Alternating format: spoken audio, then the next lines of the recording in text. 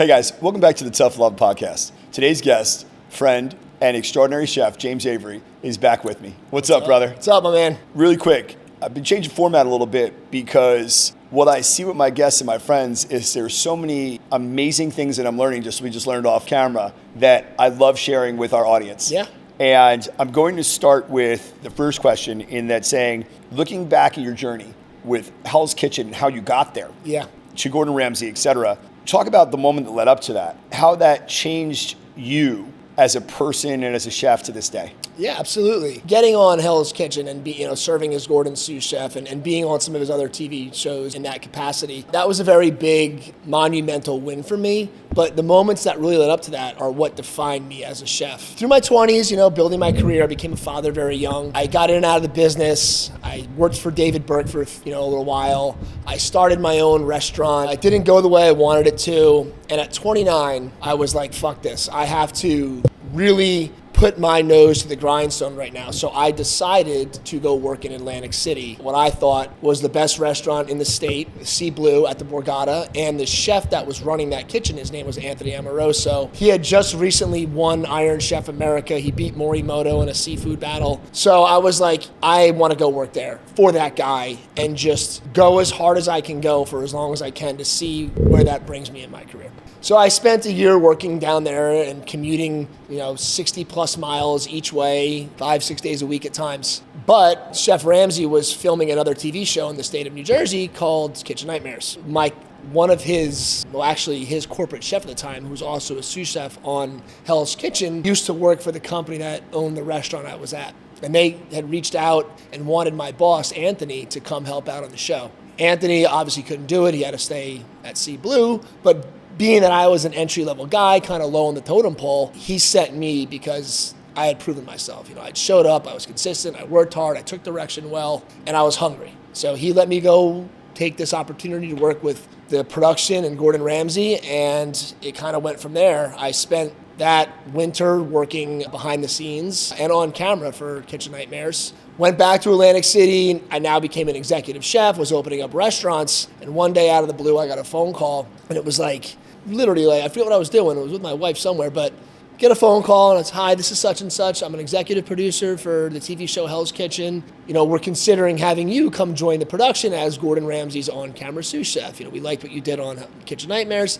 And it was 30 years old at this point in time. I literally remember that was the biggest breakthrough of my entire career. That was the defining thing. I think that commitment to just starting over again at 29, giving it my all, just seeing how rewarding that was, literally going from not knowing what I'm gonna do with myself at 29, taking a job for $12.57 an hour to within 2 or 3 years being on camera with Gordon Ramsay. It's awesome. Something crazy. One of the things, as your friend, your workout buddy, and seeing your social media all the time, I love this question for you. In every elite performer, and I don't care what their walk of life is, has a philosophy. What is the core principle in life, in your personal kitchen commandment, that has guided your entire career? And whatever you say, I'm going to say something different because I always hear you say it. And I'm like, but my philosophy is swing the hammer. Get going, man. Take massive action, but the action is nothing if it's not backed up by discipline and consistency. So those are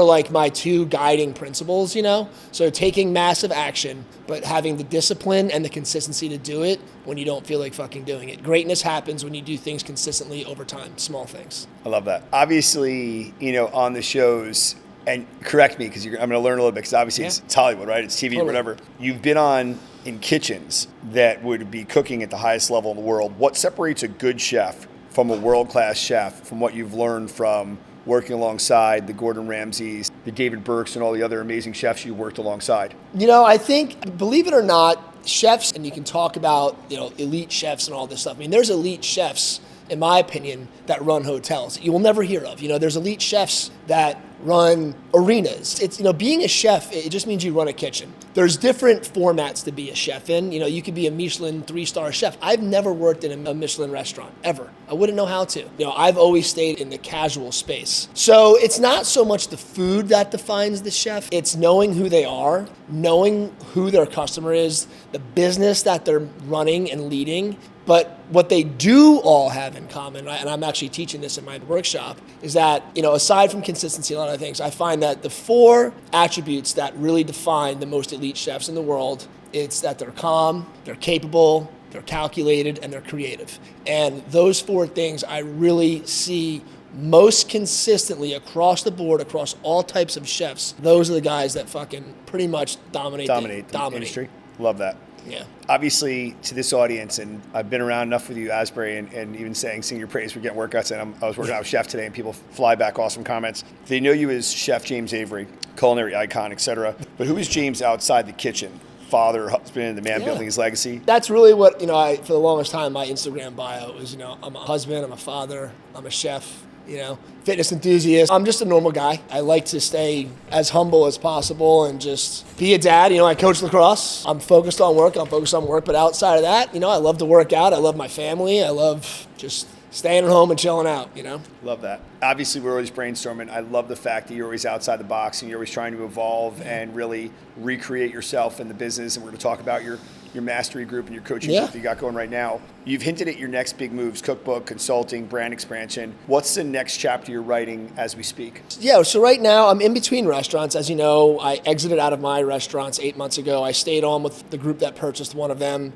as a consultant and just handled the transition. I was doing some consulting for some other groups. Right now, while I wait to figure out the next brick and mortar business I want to be involved in, I want to spend some time focusing on the industry itself. I think there's a lot of fundamental flaws with the business, with the mindset of the people in it. And I really want to focus on working with chefs and culinarians and restaurant owners and really help them develop ways to push this business forward. So I'm launching the Modern Brigade. It's an online community of, again, chefs, restaurant workers, hospitality professionals, owners. And I'll be doing this workshop over the next 8 weeks called the Chef's Mastery Workshop. Really focusing on mindset, skill set, tool set, health set, nothing to do with cooking. These are the things that will make them successful. I just told you. You know what I'm saying? Like the 4 C's you were just talking about. This whole framework is what I'll be teaching. So I'm excited about that. The thing I love most about being a chef, and I'm sure you being an athlete and have coached sports before, I love fucking mentoring people. It's as satisfying to me to help somebody along the way as it is to make great food for somebody. Love that. Obviously, you've been a leader and a mentor in kitchens that operate at extremely high level. How have those leadership skills translated into business, family, fitness, life? You mean all the skills? It's hard. I have to wear these different hats and I have to have different energy. The energy I have in a kitchen when I'm leading and I'm grinding and I'm pushing people, I kind of have to remind myself that when I'm at home, I have to be a little softer. I need to be dad. I can't be Chef James at home. Just like I can't be dad at the restaurant. I have to learn how to separate the two. Believe it or not, I read a lot of books about communication and leadership and things like nonviolent communication and love languages and stuff like that. You can even apply that stuff to work. Constantly just trying to find better ways to communicate with the people around me. I think that's the one area that as just people in general don't spend enough time focusing on. And then just self-leadership. You really can't master anything outside of your world if your inner world is not. If you're not consistent, your restaurant won't be consistent. If you're not, holding yourself to a certain standard, you're not going to be able to hold people to a certain standard. So a lot of practicing what you preach in and out of the kitchen. Love that. Obviously, brother, we've got after and moved some iron a bunch of times. So fitness and lifestyle are becoming a bigger part of your brand. How has taking care of your body shaped your mindset, creativity, and discipline so far as what you're becoming? Specifically to my industry, there's been a lot of unhealthy habits for way too long in the business, and I think it's important now, and it's not just me, you're seeing a lot of chefs get involved. They're starting running clubs, they're doing triathlons, they're getting into jiu-jitsu. I think it's important in that regard. It's a great way to offset a lot of the mental health issues you might see in this business. But for me, nobody can ever take away your health other than you, right? Building your body to the best shape you can be in. You own that. That's fucking yours. Nobody can take that away. And when you work that hard, you earn it. There's something to be said about that with a sense of pride and peace of mind. I think for me, building my body in such a way, there's a lot of good reasons to be doing it. Rationale, like the mindset behind it? No, just like there's a lot of reasons you want to be in shape, right? Longevity, which is important, it makes you stronger. But for me, it's like, I did this is mine, I own this. You can never take it away from me. I don't care what happens in the economy, I don't care what happens, this is mine. Well, I think the neat thing, and the audience will appreciate this for the raw side of our relationship, is both of us were in a tumultuous, in different ways, place when we met. Yeah. You were remarkably zen for the chefs and being around them. I grew up in the food business, different working. You're like, I met you as the guy that like my friends and people around me are like, dude, that's fucking James Avery, da, da, da. And I'm like, yeah, it's my workout buddy. He's a good dude. You know what I mean? I'm like, and like, but you know, in my head, I knew you that way until I got down to Asbury and they're like, chef. And I'm like, dude, it's like, you know, they were, you know, it's like, it was pretty cool. But the one thing that I would say is being around you and watching your mind, you get it. You read, you learn, you work out, you take an injury, you study. You are a student of your health. Yeah. And a lot of people, and that is something I definitely have in your mastery program, to be like, letting them know how hard, just listening to you as a healthcare provider, and I chuckle because sometimes I listen to people talk and I'm like, and it pains me because I always say to people, there's so much to learn. And now with AI, like it's inescapable that like I can sit there and just put stuff and be like, instead of saying something in ignorance, I'm like, oh, that's right, I forgot that. And I'll watch people get up on their soapbox and be spewing out stupidity. And like when I listen to you speak, I'm like, he gets it. Like he does his research, and you know, so I compliment on that. So I think that that's a huge part that you shouldn't let go. Like if I'm giving you coaching advice as a coach, your chef community needs that part of you. Yes. I think that's a 7-figure part of you. That just hasn't happened yet. That's one of the 4 legs. You know, I said it's mindset, it's skill set, it's tool set, and it's health set. You have to be healthy in this business. You have to be mentally healthy, physically healthy. It's long hours. And I always say, you have to be able to be in this game, this space of being a chef, long enough to be successful. It takes time.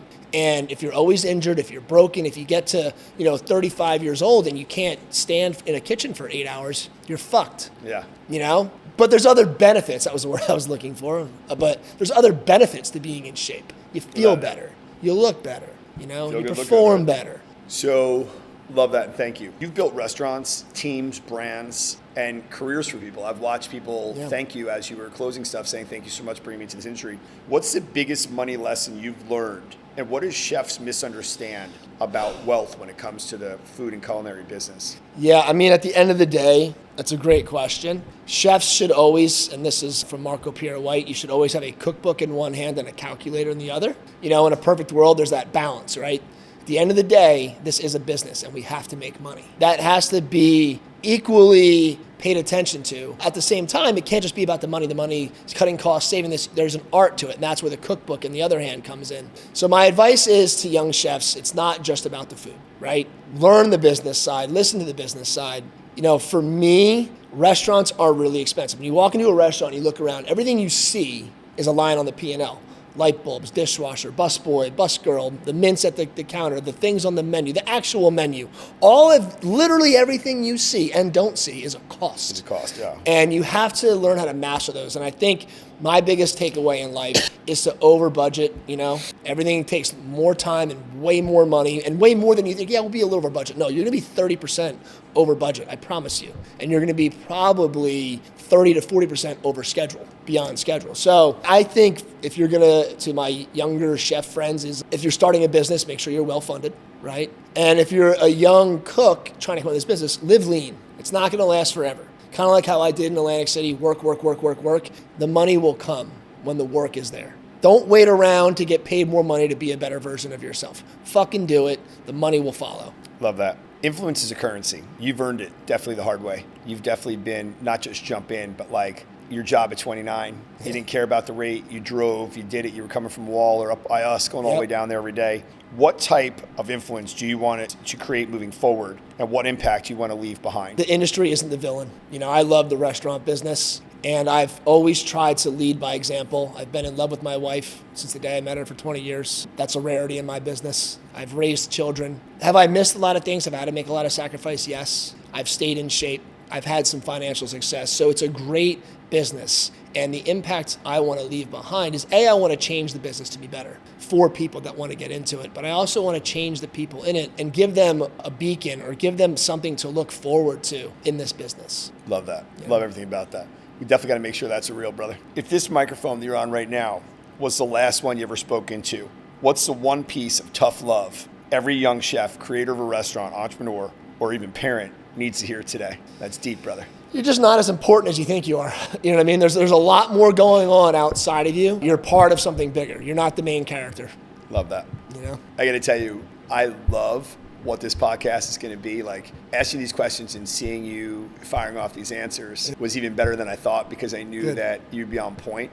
but I think how well read you are, not to mention even more life experiences. Yeah. That book right there, the memoirs of what you've seen and experienced, is priceless in your industry. So I just want to say thank you. Yeah. I appreciate you, brother. My pleasure. We'll close with this. Is one of the things is James is launching or has launched recently, and it's already off to a great start, a coaching, mastery, support, mentorship. Again, in this space, it's a rough space. I mean, it's demanding, and to be at the highest level like yourself, there's nothing like, I always say this in coaching in my space, is even though they're outside my genre, I want to see what they're doing and keep chasing that and keep chasing greatness to improve. I'm always seeing a picture, and you got 19 books on a counter, and I know that's something why we vibe, that I'm like, my man is never settled. He is always swinging that hammer. That's it. And thank you. I appreciate you joining me today, brother. I can't wait to see this podcast. Yeah. I appreciate you, man. You got Thank it. you.